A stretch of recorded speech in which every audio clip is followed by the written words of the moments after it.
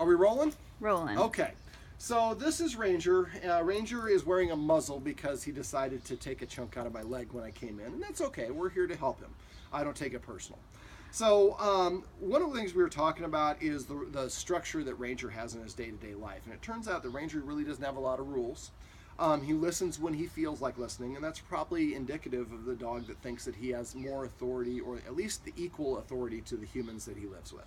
So I was asking if Ranger comes and nudges or scratches when he wants attention, and some of the times yes, and the guardian, to her credit, doesn't always pet him every time like a lot of my clients do. But if the dog comes and tells us what to do and we do it, after a while that validates and tells the dog, yes, you're superior to humans. So what I like to do is practice something I call petting with a purpose. I consider petting our dog our way of paying the dog. So if I pet the dog when he tells me to pet him, then I'm validating that he has the authority. If I ask him instead, when he scratches or nudges at me, I ask him to sit or lie down, I'm not asking a lot from him. But asking him to sit or lie down puts him in a more subordinate position. Now, putting him in a more subordinate position is good for his mindset to start to identify as a follower. Ranger, sit, sit. So I like to pet a dog under its chin. Now, because of the muzzle, I'm a little bit constrained here. You won't have this problem when you're just at home with him.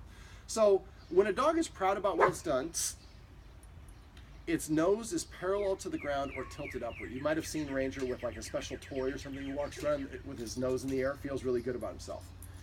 So we want him to feel good about engaging what I call desired behaviors. Ranger, sit, sit. So by incorporating this, we're making him earn praise from us. This is probably the easiest thing that you can do that will have the biggest positive impact on him, especially in terms of the time invested. Because asking him to sit or lie down is not really asking him to do a lot. But to a dog, when a dog sits, it's actually saying, look, I'm putting myself at a disadvantageous position. Because if you try to attack me, I'm going to have to telegraph that I'm getting up before I move away, and that gives you a warning that I'm getting up.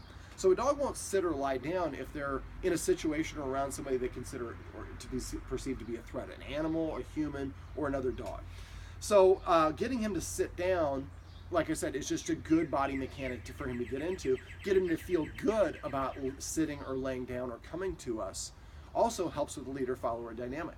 Now what's going to happen after a while is he's going to come start sitting in front of you, looking up at you with his nose in the air, feeling good, and saying, look, I'm sitting pretty, shouldn't you be petting me? And the answer is yes. Not all the time, but when the dog transitions from nudging you or putting his chin on your lap to now coming and sitting in front of you and looking very prim and proper, and we pet him, we're communicating, yes, I am pleased with what you did. We asked earlier what the dog could do to make you happy, and we had started off with, like a lot of my clients do, not do this, not do that, not do the other.